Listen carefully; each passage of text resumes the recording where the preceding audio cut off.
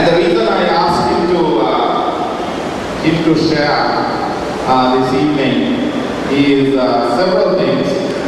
One, because in a sense he's one of you who studied at Lyceum not too long ago. Yes, it's a good school. I know there are quite a few others who are there. And not from there.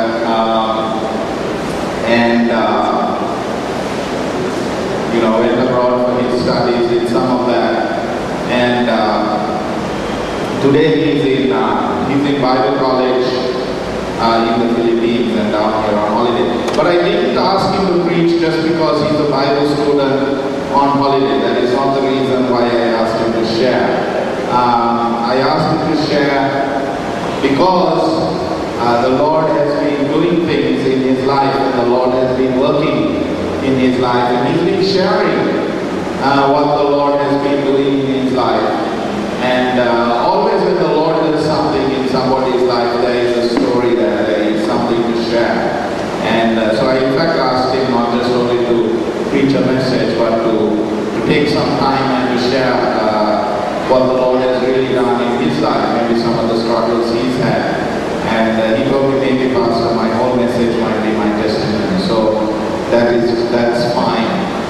But also the Lord has been working through him, even while he's been in Bible College as a student there, and the Foursquare churches that he goes to. So he's in Foursquare Bible College. There in the Philippines, we have a very large Foursquare church. But I've asked Danny to share with you this evening. If you were there at the last April camp, he was there. I'm sure you would remember him from before he left. But let's put our hands together. Welcome Danny, and we open to what the Lord has for us this evening.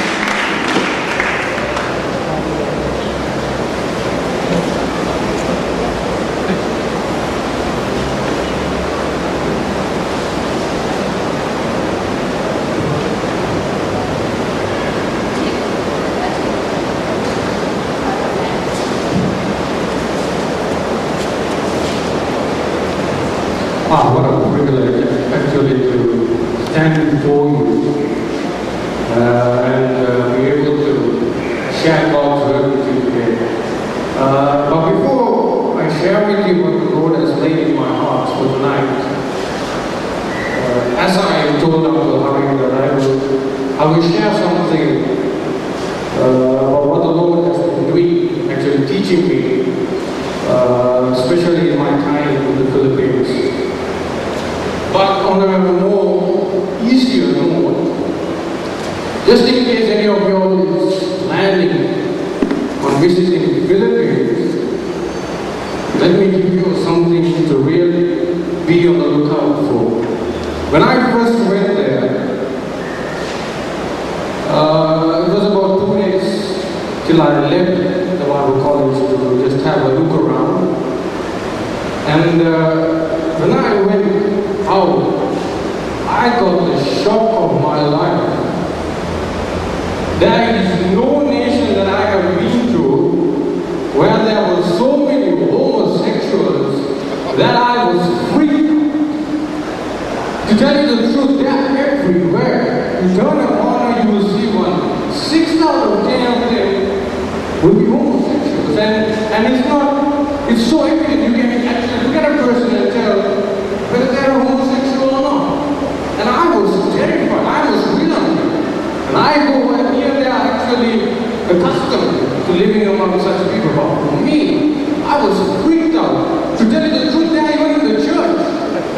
And I didn't even know until the pastor told me that some of your youths are homosexuals. And I was shocked. You go to the gyms, they are there. You go to the supermarket, they are there. Forget about the homosexuals.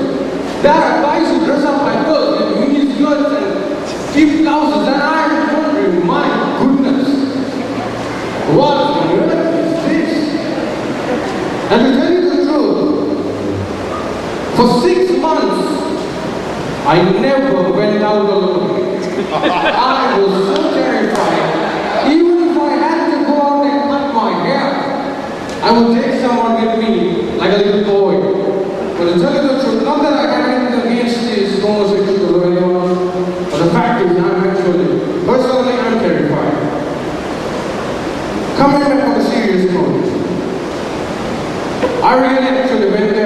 study, but the Lord has been so awesome. He just was God. He was doing what He does best.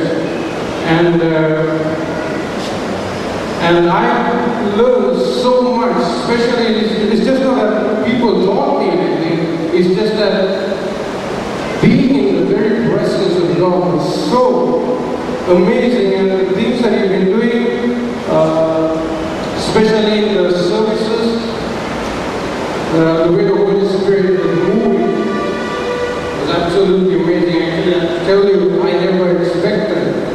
I was told to share, but then I never expected to see such a powerful move of the Holy Spirit. Well, I'm here tonight, and I want to talk to you about something that is very personal to me, the most dearest and the most important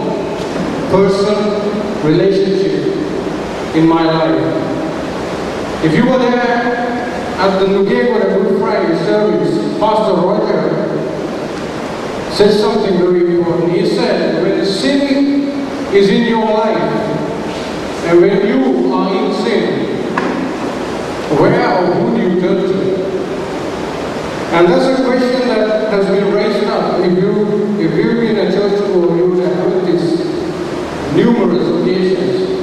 But the fact is, as young people, when we are in sin, who do we turn to?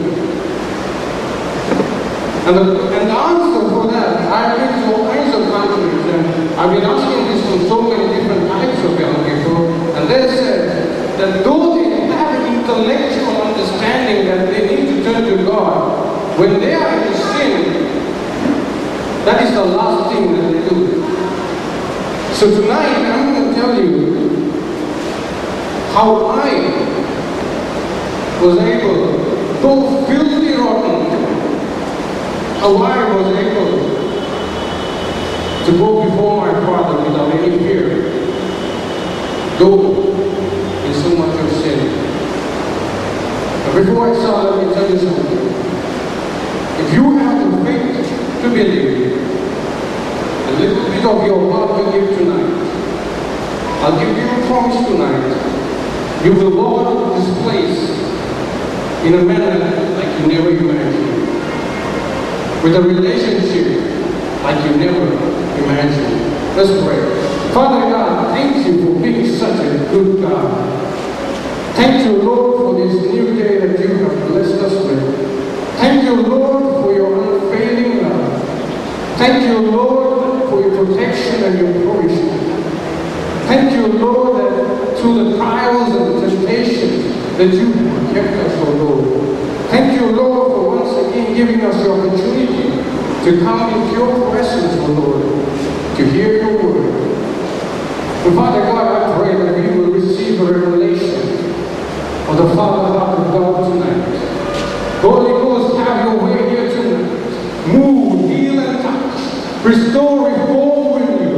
Break the power of deception and let your discernment flow. Let your revelation fill our lives, O Lord. I pray that we will have a renewal in our lives today. Touch and bless every heart here tonight.